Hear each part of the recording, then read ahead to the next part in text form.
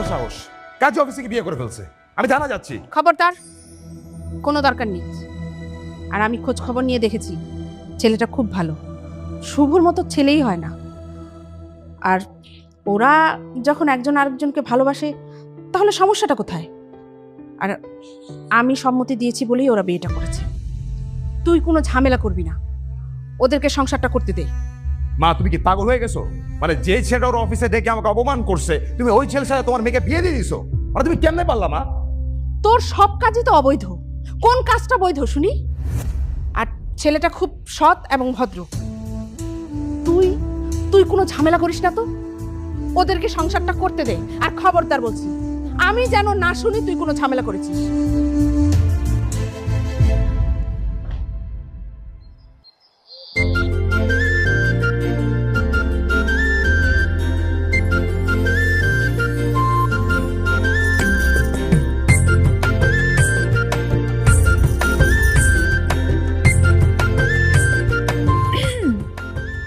Good morning sir.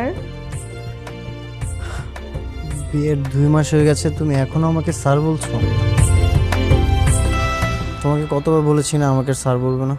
এখন যে তুমি আমার ওয়াইফ, এটা তোমার মনে থাকে না? তুমি আমাকে স্বামী বলবে। ওহো, আবারও ভুলে গিয়েছি। সরি স্বামী। এই যে স্বামী, 9টা কিন্তু বেজে গিয়েছে, আপনার অফিসের টাইম কিন্তু হয়ে গেছে।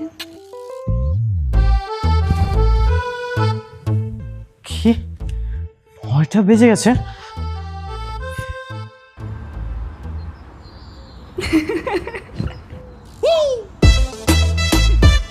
তুমি আমার সাথে ফাইজলামি করতেছো? এখন তো 7টা বাজে।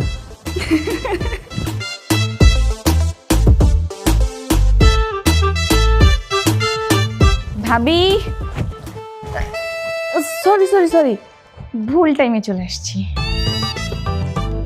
তিথি, তুই সময় অসময়ে মানে কি সমস্যা? আমার কি সমস্যা? তোমরাই তো দরজা লক করেনি। যাই হোক, ভাবি চলো তো নাস্তা বানাতে হবে। আরে চলো।